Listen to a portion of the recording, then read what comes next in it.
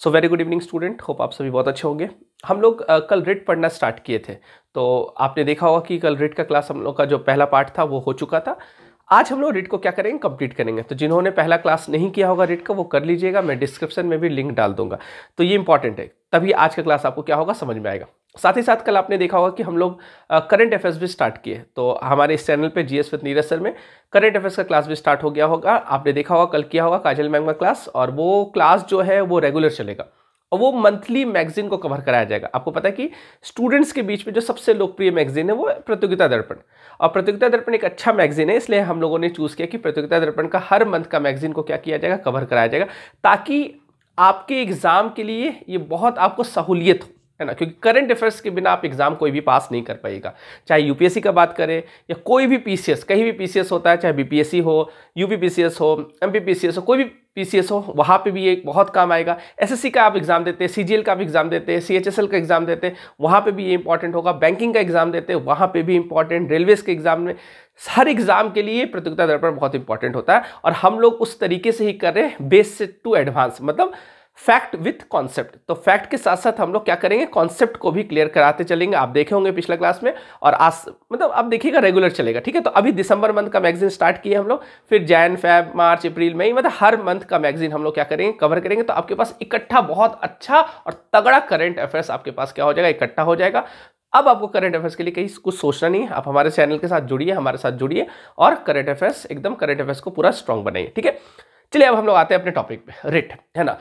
मैंने आपको बताया था कि रिट क्या होता है, तो मैंने आपको बताया था कि अगर आपका फंडामेंटल राइट का उल्लंघन होता है तो उल्लंघन करने वाला जो व्यक्ति है या जो संस्थान है उसके खिलाफ सुप्रीम कोर्ट और हाई कोर्ट क्या करता है, रिट जारी करता है ना। तो ये एक उपचार है ना, आप कह सकते हैं कि जो हमारा मौलिक अधिकार है उसका उल्लंघन होने पे उपचार की जो व्यवस्था होती है उसी को हम लोग क्या कहते हैं, रिट कहते हैं। मैंने आपको पिछली क्लास में बताया था, और मैंने आपको बताया था कि 5 प्रकार का रिट होता है। कितने प्रकार का, 5। तो 5 प्रकार जो था उसमें 2 प्रकार हम लोगों ने पढ़ा था। पिछले क्लास में हम लोग 2 प्रकार पढ़ चुके थे, बाकी जो बचा हुआ है 3 उसको आज हम लोग क्या करेंगे, कंप्लीट। आज आपका रिट कंप्लीट हो जाएगा। तो एक बार मैं फिर से रिकॉल कर दूं आपको। एक जो था पहला वो क्या था, हेबियस कॉर्पस, याद होगा आप लोग को। दूसरा मैंडेमस, मैंडेमस। तीसरा आज जो हम लोग पढ़ेंगे प्रोहिबिशन। चौथा सर्चोरी। 5वां को वारंटो। ओके, तो ये 5 रिट मैंने आपको बताया था, जिसमें हम लोग कौन कौन सा, जिसमें हम लोग हेबियस कॉर्पस और मैंडेमस हम लोग का पिछले क्लास में हो चुका था, इसलिए मैं बोल रहा हूँ जिन्होंने देखा होगा बहुत अच्छा, वो लिंक कर पाएंगे। जो नहीं देखे होंगे एक बार देख लीजिएगा, पूरा रिट का बैकग्राउंड मैंने आपको बताया था वहां पे, ठीक है। अच्छा, पिछली क्लास में जितना मैंने बताया था उससे बहुत सारा क्वेश्चन निकलेगा, हाई कोर्ट के बारे में, सुप्रीम कोर्ट के बारे में मैंने बताया था, रिट है ना, किसका दायरा बड़ा है, इस तरह का क्वेश्चन आता है ना। फिर मैंने आपको बताया था कि अम्बेडकर के अनुसार इसको क्या बोलते हैं, आर्टिकल 32 को सोल ऑफ द कॉन्स्टिट्यूशन बोला जाता है, क्यों बोला जाता है, कॉन्स्टिट्यूशनल राइट क्या होता है, फंडामेंटल राइट, मतलब हर विषय पे हम लोग क्या किए थे, पिछली क्लास में बात किए थे। इसलिए उसको पढ़िएगा फिर इसको पढ़िएगा तो ज्यादा क्लियर होगा। तो हेबियस कॉर्पस और मैंडेमस हमारा क्या हुआ, हो चुका था। प्रोहिबिशन, सर्चोरी और को वारंटो हम लोग क्या करेंगे, आज कवर करेंगे, ठीक है। तो चलिए स्टार्ट करते हैं। हेबियस कॉर्पस में मैंने आपको बताया था क्या, ये किसके खिलाफ जारी होता है, पब्लिक और प्राइवेट दोनों के खिलाफ जारी होता है। मैंडेमस में मैंने आपको बताया था ये केवल और केवल किसके खिलाफ जारी होता है, पब्लिक सेक्टर के खिलाफ जारी होता है, ये प्राइवेट सेक्टर के खिलाफ नहीं। हेबियस कॉर्पस मैंने आपको बताया था कि पुलिस वगैरह लोग के ऊपर आप ये है ना, हेबियस कॉर्पस जारी होता है जब कोई अगर 24 घंटा से ज्यादा अगर किसी को हिरासत में रखता है बिना डिस्ट्रिक्ट मजिस्ट्रेट के सामने पेश किए, तो इस तरह से है ना। तो एक तो ये चीज आप ध्यान रखिएगा। मैंडेमस में मैंने आपको बताया था कोई भी सरकारी अधिकारी कर्मचारी अपना कर्तव्य ना करे, जो उसका काम है वो नहीं करे, वो काम करने से रिफ्यूज कर दे, मना कर दे, तो उसके खिलाफ क्या होगा, मैंडेमस रिट जारी होगा। ये हम लोग बहुत डिटेल में पढ़ चुके थे। अब हम लोग को समझना है प्रोहिबिशन, सर्चोरी क्या होता है। देखिए ये दोनों को आपको एक साथ पढ़ना होगा, ये दोनों को आपको एक साथ पढ़ना होगा, तब आपको ज्यादा ये क्लियर होगा। क्यों एक साथ पढ़ना होगा, देखिए ये दोनों जो है, ये जारी जो होता है ये दरअसल जुडिशियल बॉडी जो होता है, जो आप कह सकते हैं न्यायिक संस्थान जो होता है, न्यायिक निकाय जो होता है, उसके खिलाफ जारी होता है। तो जुडिशियल बॉडी और साथ ही साथ आप कह सकते हैं क्वाजी जुडिशियल बॉडी, अर्ध न्यायिक संस्थान, ठीक है। क्वाजी जुडिशियल, क्वाजी मतलब क्या होता है, सेमी, है ना, अर्ध न्यायिक संस्थान के खिलाफ जारी होता है। बहुत ध्यान से समझिएगा, आपको फिर इसका अंतर समझ में आएगा, क्योंकि बहुत लोग को प्रोहिबिशन सर्चरी में अंतर समझ में नहीं आता है।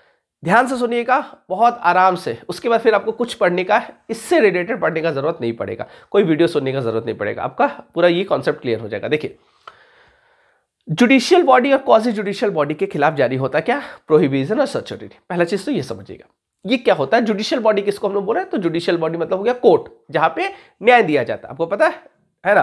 तो जो लोअर कोर्ट होता है, जो हाई कोर्ट होता है, उसके खिलाफ क्या होता है? ये जारी होता है। सुप्रीम कोर्ट के खिलाफ नहीं होता है, ठीक है। किसके खिलाफ होता है? लोअर कोर्ट, हाई कोर्ट, इसके खिलाफ ये जारी होगा। ये दोनों रेट क्लियर है। क्वाजी जुडिशियल बॉडी क्या होता है? सेमी जुडिशियल अर्ध न्यायिक संस्थान किसको बोलते हैं? कि ऐसा संस्थान जहां पे न्याय देने का काम किया जाता है, न्याय वहां पे दिया जाता है, लेकिन अर्ध, है ना, यहां पे बोला क्वाजी जुडिशियल। इसका मतलब क्या है? आपको थोड़ा सा मैं समझाते हूँ। जैसे मैं एग्जांपल लेता हूँ, ट्रिब्यूनल आपने सुना है? ट्रिब्यूनल, है ना, नहीं सुना है तो मैं आपको थोड़ा समझाता हूँ क्या है। जैसे ट्रिब्यूनल है जो, वो एक अर्ध न्यायिक संस्थान में आ जाता है, क्वाजी जुडिशियल बॉडी में आ जाता है ना। जैसे समझिएगा कैसे, जब हम कहते हैं कि जुडिशियल बॉडी, तो उसका दायरा क्या होगा? बड़ा होगा। उसका दायरा क्या होगा? बड़ा होगा। अब कोई जुडिशियल बॉडी है, कोई कोर्ट है, वहां पे हर तरह का मामला जाएगा, हर तरह का मामला जाएगा ना। कहीं चोरी हो रहा वो भी मामला जाएगा, डकैती वाला मामला जाएगा, रेप वाला मामला जाएगा, मर्डर वाला मामला जाएगा, तलाक वाला मुद्दा जाएगा, मतलब हर तरह का मामला, हर तरह का केस आपको कोर्ट में, है ना। तो उसको हम लोग तो बोले जुडिशियल बॉडी। लेकिन कुछ ट्रिब्यूनल ऐसा होता है, या फिर आप ऐसे कह सकते हैं कुछ बॉडी ऐसा होता है जहां पे सब मामला नहीं जाता, कुछ मामला जाता है, उसको हम लोग क्वाजी जुडिशियल बॉडी बोलते हैं। जैसे समझिएगा, जैसे मैंने ट्रिब्यूनल का एग्जांपल दिया, जैसे एक एग्जांपल लेते हैं, आपने एनजीटी के बारे में सुना है? अगर नहीं सुना है तो पढ़िएगा इसे। NGT, national green tribunal, Delhi में है ना, NGT, national green tribunal. Tribunal बनाने के पीछे का उद्देश्य क्या होता है? ट्रिब्यूनल बनाने के पीछे का उद्देश्य होता है एक विषय दिया जाता है कि तुम इसी विषय पे क्या करेगा? न्याय देने का काम करेगा, तुम और किसी विषय पे न्याय देने का काम नहीं करेगा। जैसे एनजीटी जो है, इसके नाम से आपको पता चलता होगा कि नेशनल ग्रीन ट्रिब्यूनल, ग्रीन मतलब पर्यावरण का बात करा, तो पर्यावरण मतलब एनवायरमेंट या इकोलॉजी से जुड़ा हुआ कोई मुद्दा होगा, वो कहा जाएगा एनजीटी में जाएगा। आपको पता है कि दिल्ली बड़ा प्रदूषित शहर है, और वहां पे प्रदूषण को लेकर के, है ना, ये सब को लेकर के हमेशा कोर्ट पे कुछ ना कुछ मामला जाता है। अब जैसे मान लीजिए पर्यावरण, कहीं क्षति हो रहा, पर्यावरण का, पेड़ को काटा जा रहा है, इस तरह का घटना घट रहा है, या फिर प्रदूषण, है ना, बहुत सारा प्रदूषण हो रहा है, या पटाखा जलने से बहुत ज्यादा प्रदूषण हो रहा है, मतलब इस तरह का अगर मुद्दा आ रहा है, ये कहाँ पे जाएगा? यहाँ पे। तो प्रदूषण का मुद्दा हो गया, पर्यावरण का मुद्दा हो गया, पारिस्थिति का उसका मुद्दा हो गया, इकोलॉजी का, तो ये सब सारा मुद्दा कहा जाएगा एनजीटी। तो एनजीटी का काम है कि पर्यावरण से जुड़ा हुआ मुद्दा जो होगा वो यहां पे जाएगा और ये वहां पे न्याय देगा। इससे क्या होता है? ट्रिब्यूनल बनाने से कोर्ट का भार जो होता है वो कम हो जाता है। अब समझिए, दिल्ली कोर्ट का भार कम हो गया क्योंकि वहां पे ट्रिब्यूनल बन गया। अब पर्यावरण वाला मुद्दा इधर शिफ्ट हो गया ना, तो ये जो जुडिशियल बॉडी था पूरा, यहां से पर्यावरण वाला मुद्दा को अलग कर दिए, तो क्या हुआ? इस पे भार कम पड़ा। अब समझिएगा, ट्रिब्यूनल जो है ये नेशनल ग्रीन ट्रिब्यूनल, ये पर्यावरण से जुड़ा ही मुद्दा देखेगा, कोई और मुद्दा ही नहीं देखेगा। अब यहां पे कहीं डकैती हो गया, चोरी हो गया, है ना, या किसी का कोई माथा फोड़ दिया, मर्डर हो गया, तो वो एनजीटी नहीं देखेगा। इसलिए क्योंकि ये अर्ध न्यायिक संस्थान है, ये पूर्ण न्यायिक संस्थान नहीं है, क्वाजी जुडिशियल बॉडी होता है। ठीक है, तो क्वाजी जुडिशियल बॉडी अर्ध न्यायिक संस्थान का मतलब ही हो गया जहां पे न्याय होगा लेकिन कुछ विषय पे होगा। जैसे आपने इंसॉल्वेंसी एंड बैंक्रप्सी कोर्ट सुना होगा, अगर नहीं सुना होगा तो कभी हम लोग पढ़ेंगे, है ना। आपने एनसीएलटी के बारे में सुना होगा, एनसीएलएटी के बारे में सुना होगा, डीआरटी के बारे में सुना होगा, है ना। ये सब क्या है? ट्रिब्यूनल है जहां पे फाइनेंस से जुड़ा हुआ, दिवालिया हो जाता है, मतलब बैंकरप्ट हो जाता है, वहां से जुड़ा हुआ मुद्दा वहां पे जाता है। ठीक है, तो कंपनी से जुड़ा हुआ मुद्दा वहां पे जाएगा, है ना, मतलब यहाँ पे वित्त से जुड़ा हुआ, फाइनेंस से जुड़ा हुआ चीज क्या है, वहां पे आपका मामला जाएगा।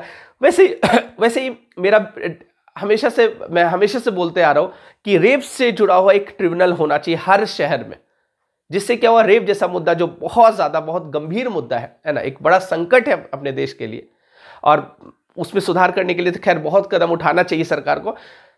मेन कदम तो हम लोग को उठाना चाहिए, हम लोग को अपने, है ना, बच्चों पे क्या करना चाहिए? संस्कार देना चाहिए। घर के जो चिराग है ना, वीर पुत्र है, उनको संस्कार देना चाहिए, पहला चीज है। तो ये संस्कार से, ये देखा जाए तो सोशल इश्यू है। सरकार एक, आप कह सकते हैं कि सरकार की जो भूमिका होगी वो सेकेंडरी होगी, प्राथमिक भूमिका समाज परिवार की, है ना।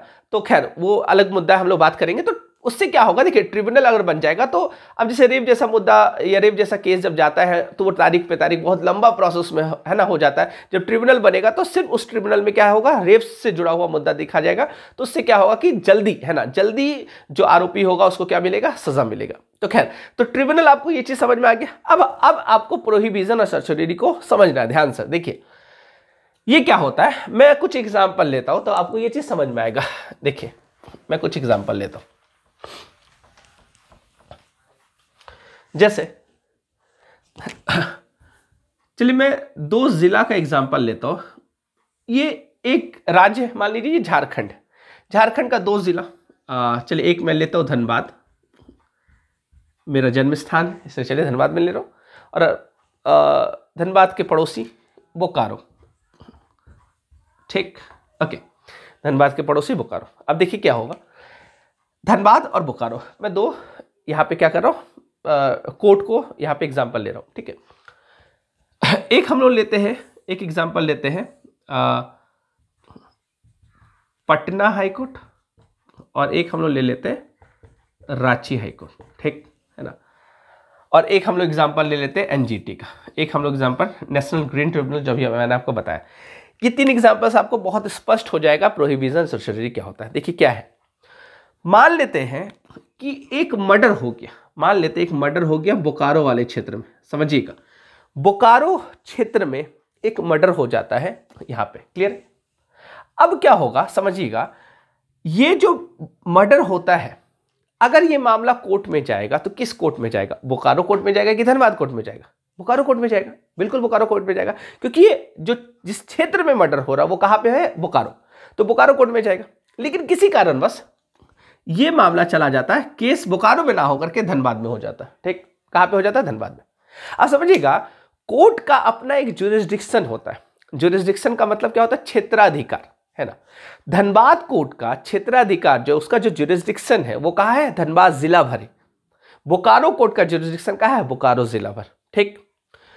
वैसे ही एक मामला है, यहां पे लीजिएगा रांची में कोई मामला हुआ और वो चला गया पटना हाईकोर्ट, पटना हाईकोर्ट, जबकि मामला कहां है, रांची, है ना। रांची में कोई मामला होता है और वो चला जाता है पटना हाईकोर्ट, जबकि ये जाना कहां चाहिए था, रांची। मान लीजिए कोई लीगल राइट का उल्लंघन हो रहा है, आपको पता है कि लीगल राइट का अगर वायलेशन होता है तो डायरेक्ट आप कहां जा सकते हैं, हाई कोर्ट जा सकते हैं। फंडामेंटल राइट का वायलेशन होता है डायरेक्ट आप सुप्रीम कोर्ट जा सकते हैं। तो कोई लीगल राइट का मान लेते कोई वायलेशन हुआ, वो रांची ना जाकर के कहां चले गया, पटना हाईकोर्ट। अब पटना हाईकोर्ट जो है इसका भी ज्यूरिसडिक्शन है ना, कहां भर, तो इसका ज्यूरिसडिक्शन है बिहार भर, कि बिहार का जो क्षेत्र है, बिहार का जो सीमा है उतना ही भर क्या है उसका ज्यूरिसडिक्शन है। आप बिहार के से जुड़ा हुआ मामला ही देख सकते हैं। रांची में अगर कोई घटना हो रहा है तो ये झारखंड वाला रांची हाईकोर्ट का जो ज्यूरिसडिक्शन है ये झारखंड क्षेत्र में आता है ना। तो वो मामला कहां जाना चाहिए, रांची में जाना चाहिए, लेकिन किसी कारणवश चल गया पटना में, ठीक। यहां पे एक एग्जांपल लेते हैं, एनजीटी। यहां इसका क्या काम है, इसका काम है कि पर्यावरण से जुड़ा मुद्दा देखना। अब जैसा आप खाली एक काम बोल रहे कि एक काम करो कुछ और, है ना, इशू लाओ, मजा नहीं आ रहा, एक ही चीज कर करके बोर हो गए, पता चला कि ट्रिपल तलाक का मुद्दा यहां चल रहा है, ठीक, समझिए, बस एक है ना, बस एग्जांपल है, ट्रिपल तलाक का मुद्दा यहां पे चल रहा है, क्लियर। यहां आपको ये समझ में आ गया मैं क्या एग्जांपल देना चाह रहा हूं, है ना। ये आपको कंडीशन समझ में आ गया, कंडीशन क्लियर है ना। अभी क्या होता है चूंकि बोकारो में घटना घटा था तो ये बोकारो कोर्ट में जाना चाहिए, लेकिन चला गया धनबाद कोर्ट में। तो अब क्या होगा, यदि ध्यान से समझिएगा, यदि धनबाद कोर्ट में जब मामला जाता है, धनबाद कोर्ट में जब मामला जाता है और धनबाद में डिसीजन नहीं सुनाया गया, अभी इस कोर्ट में कोई डिसीजन, जो भी यहां पे मामला हुआ उसमें कोई डिसीजन, निर्णय नहीं लिया गया, तो क्या होगा, प्रोहिबिशन रिट जारी होगा। और प्रोहिबिशन रिट जारी होगा वो होगा धनबाद के खिलाफ, है ना।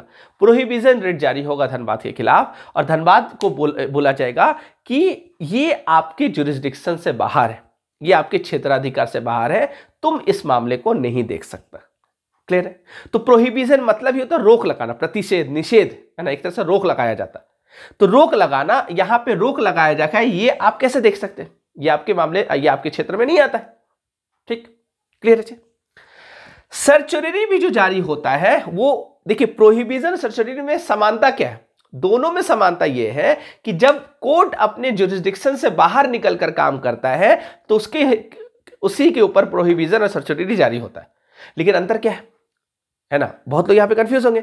जब कोर्ट अपने क्षेत्राधिकार से बाहर निकलकर काम करता है तो ये दोनों जब जारी होता है, फिर दोनों में अंतर क्या है? अंतर यह है कि प्रोहिबिशन रेट तब जारी होता है जब कोर्ट के द्वारा निर्णय नहीं सुनाया गया हो। कोर्ट अगर अपना डिसीजन नहीं दिया है तब प्रोहिबिशन रेट जारी होता है। यदि धनबाद कोर्ट अपना डिसीजन सुना देता, सजा दे देता, बोलता कि ये इसको इतना दिन का सजा है, इतना साल का सजा, तो जब ये निर्णय सुना दिया अब इसके खिलाफ प्रोहिबिशन नहीं जारी होगा, अब इसके खिलाफ सर्चुरी जारी होगा। ठीक है, अब इसके खिलाफ क्या होगा? सर्चुरी जारी होगा। और इसका जो निर्णय है इसको क्या कर दिया जाएगा? समाप्त कर दिया जाएगा। इसका निर्णय को समाप्त कर दिया जाएगा और केस को कहां पे? बोकारो कोर्ट पे ट्रांसफर कर दिया जाएगा। बोकारो कोर्ट उसको क्या करेगा? डील करेगा। ठीक है, तो निर्णय को रद्द करने के लिए जब डिसीजन सुना दिया जाता है, जब सुना दिया जाता है वो डिसीजन को रद्द करने के लिए सर्चुरी जारी होता है और डिसीजन से पहले है ना प्रोहिबिशन जारी होता है। मतलब प्रोहिबिशन रेट जब जारी होता है तब त्रुटि होने से रोकने के लिए, मतलब कोर्ट को त्रुटि होने से रोकने के लिए, वो अपराध करने जा रहा था कोर्ट उसको रोकने के लिए प्रोहिबिशन जारी हो रहा है। और सर्चुरी कब जारी होता है? जब कोर्ट ने त्रुटि कर दिया है, क्योंकि डिसीजन सुना दिया है, जबकि आपके क्षेत्र से बाहर था, आप कैसे इसको डिसीजन सुना सकते हैं? क्लियर है ना। जैसे आपने सुना होगा एक मामला राहुल गांधी का जब संसद सदस्यता समाप्त हुआ था, एक केस हुआ था, आप ध्यान से उस चीज को रिकॉल कीजिएगा या फिर आप पढ़िएगा। उसमें शायद मुझे लगता है हाँ कर्नाटका का वो भाषण था जो मोदी पे भाषण उन्होंने दिया था कि नीरव मोदी, ललित मोदी, मतलब सब नाम मोदी ही क्यों जो देश से भाग रहा है, ऐसा करके कुछ भाषण दिया था। तो मोदी समाज वाले लोगों ने किया था, कहाँ पे? गुजरात में, है ना। गुजरात में कोई मोदी थे, वो केस कर दिए थे कि ये मतलब ये समाज पे एक तरह से प्रहार है ना, तो गलत बात, तो जो भी किया गया था। तो अब देखिए समझिएगा मामला। यहाँ पे फिर जब उनके जो वकील ने अभिषेक मनु सिंघवी जो वकील थे राहुल गांधी के, वो जब मामला मतलब वो जब अपना ये किए थे, अपना केस इसमें बचाव में जब उतरे थे, है ना, मतलब राहुल गांधी के जो वकील थे उनका यही तर्क था। वो लोग तर्क ये दिए थे कोर्ट में, सुप्रीम कोर्ट में ये मामला फिर गया था जब, तो ये तर्क दिया गया था कि कर्नाटका का मामला फिर गुजरात हाई कोर्ट ये डिसीजन क्यों, या गुजरात कोर्ट ये डिसीजन क्यों दे रहा है? क्लियर है, मामला का है कर्नाटका का। अगर कर्नाटका का है, कर्नाटक ये केरल में, मेरे ख्याल से कर्नाटक में ये स्पीच हुआ था, तो कर्नाटक जुरिस्डिक्शन, जो भी अपराध हो रहा है अगर तो वो कर्नाटका में हो रहा है, तो कर्नाटक में ही क्या होना चाहिए? मामला दायर कराना चाहिए, गुजरात में नहीं। क्लियर है ना। तो ये उसके जुरिस्डिक्शन से, तो प्रोहिबिशन रेट उसके खिलाफ या सर्चुरी रेट उसके खिलाफ क्या होगा? सर्चुरी रेट उसके खिलाफ जारी हो, मतलब इस तरह का ये मामला आया था। ठीक है, तो समझ पा रहे बात को।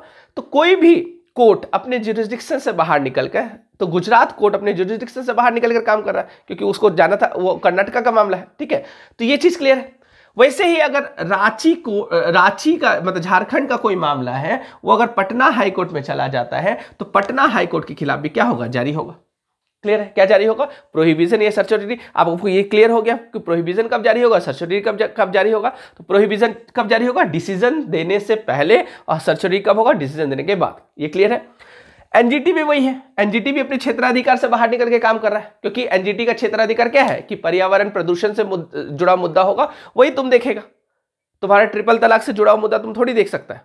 तो इस पे भी क्या होगा? इससे भी है ना प्रोहिबिशन सर्चुरी जारी होगा। तो आपको बस ये ध्यान रखना है, प्रोहिबिशन सर्चुरी अगर आपसे पूछे वो क्या है तो आप बता दीजिएगा कि प्रोहिबिशन सर्चुरी जो है वो जब कोर्ट अपने क्षेत्राधिकार से बाहर निकलकर काम करता है तो उसके खिलाफ जारी होता है प्रोहिबिशन और सर्चुरी। दोनों में अंतर क्या है? दोनों में अंतर यह है कि जब कोर्ट निर्णय नहीं सुनाया होता है तो उस समय प्रोहिबिशन जारी होता है, और जब कोर्ट निर्णय सुना दिया है तो उस समय सर्चुरी जारी होता है। क्लियर है? तो ये दोनों आपको याद रखना। तो ये दोनों रेट क्लियर हो गया। अब लास्ट रेट हम लोग समझेंगे को वारंटो। ठीक, अब को वारंटो क्या है जल्दी से आप समझ लीजिए।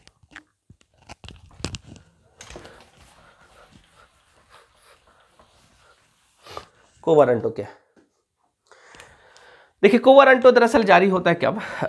यदि कोई सरकारी विभाग है, वहां पे कोई व्यक्ति इल्लीगल तरीके से वहां पे कोई पद पे आसीन है, कोई भी पद है, मान लीजिए कोई सचिवालय है, वहां पे एक क्लर्क है, अब वो जो क्लर्क है उस क्लर्क के पोस्ट के लिए कोई वैकेंसी नहीं आया था, और वो व्यक्ति जो आया था वो व्यक्ति जो बैठा था उस पद पे, उसका मान लीजिए साठगांठ था मंत्री जी से, जान पहचान था। मंत्री जी बोले कि हम तुमको ये पोस्ट दे देते हैं, है ना, कैसे भी पैरवी करके वो कैसे भी इलीगल तरीके से वो पोस्ट पे आ गया, मान लेते एक बार, है ना। तो आप समझिएगा, तो उसके खिलाफ को वारंटो जारी होगा, उसको बुलाया जाएगा और पूछा जाएगा कि तुम किस अधिकार से इस पद पर हो, क्योंकि आर्टिकल 16 आपने पढ़ा होगा। आर्टिकल 16 में क्या अवसर की समानता है। तो जब अवसर की समानता है तो आप समझ, तो आप जब इक्वल अपॉर्चुनिटी का बात कर रहे हैं, तो क्या उसके लिए आपने कोई एग्जाम दिया था, इसके लिए कोई, है ना, फॉर्म आया था, आपने एग्जाम दिया था, एग्जाम क्वालिफाई किया, तब आप इस सीट पर बैठे, है ना। तो अगर कोई भी व्यक्ति इलीगल तरीके से, इसलिए आपको मैं बता दूं, कोई भी व्यक्ति अगर आपसे पैसा मांगते हैं कि मैं आपको सरकारी नौकरी दिला दूंगा, कभी भी उस चुंगल में मत फंसिएगा। यदि अगर गलती से भी अगर सरकारी नौकरी हो भी गया, तो को वारंटो रेट जब जारी होगा तो आपका नौकरी क्या होगा, चला जाएगा। इतना पैसा लगेगा आपको, मतलब इतना फाइन आपके ऊपर चार्ज कर देगा, तो फिर आपको, है ना, जितना आप तनख्वाह कमाइएगा सब लुटा जाएगा, सब खत्म हो जाएगा। इसलिए कभी भी ऐसा काम नहीं कीजिएगा, ठीक है। तो आप ध्यान रखिएगा, जैसे आप देखिएगा बहुत सारे स्कूल हैं, पहले मास्टर लोग क्या करते थे गांव घर में कि मास्टर जी पढ़ा रहे, अब वो चल गए, पढ़ाते पढ़ाते पढ़ा लिए, अब एक आध दिन पढ़ाए महीना में, फिर वो घूमने चले गए, कहीं बाहर घूमने चले गए। तब तक वहाँ कौन है, तो उनका भाई भतीजा कोई है, वही जाके वहाँ पे पढ़ा दे रहा है ना, अटेंडेंस बना दे रहा। तो जो भाई भतीजा वहाँ पे काम कर रहा है वो इलीगल तरीके से ना, क्योंकि उनका तो अपॉइंटमेंट नहीं हुआ था यहाँ पे इस टीचर के पद के लिए, तो वो क्या हो जाएगा, इलीगल। तो आप बस को वारंटो में ये ध्यान रखिएगा, कोई भी व्यक्ति सरकारी ऑफिस में इलीगल तरीके से अगर आसीन होते हैं तो उसके खिलाफ को वारंटो रेट क्या होता है, जारी होता है, ठीक है। तो कोई मंत्री जी ये सब बोले कि चलो हम तुमको नौकरी दिला देते, तो कभी फंसिएगा नहीं तो, क्योंकि कोर्ट जब बुलाएगा तो मंत्री जी को जब बुलाएगा कि आपने इसको नौकरी दिलाया था, तो मंत्री जी बोलेंगे कौन है, हम पहचानते भी नहीं इसको, है ना, वो पलट जाएंगे। क्लियर है। तो को वारंटो क्लियर हो गया। तो ये भी पब्लिक सेक्टर के खिलाफ ही क्या होता है, ये भी पब्लिक सेक्टर के खिलाफ जारी होता है, प्राइवेट सेक्टर के खिलाफ को वारंटो नहीं जारी होगा। अगर यदि मैं अपने इंस्टीट्यूट में, अपने संस्थान में मैं किसी को भी नौकरी पर रख सकता हूँ, है ना, मुझे लगता है कि नहीं मेरा रिलेटिव होना चाहिए, मैं रिलेटिव को, भले उसको कुछ आए या नहीं आए, मैं उसको रख लिया, तो मेरे खिलाफ ये जारी नहीं होगा, है ना, पब्लिक सेक्टर के खिलाफ ये जारी होगा, ठीक है। तो ये 5 प्रकार का रेट था, मेरे ख्याल से आपको समझ में आ गया होगा। मिलते हैं हम लोग नेक्स्ट क्लास में, आज के लिए इतना ही। Thank you so much.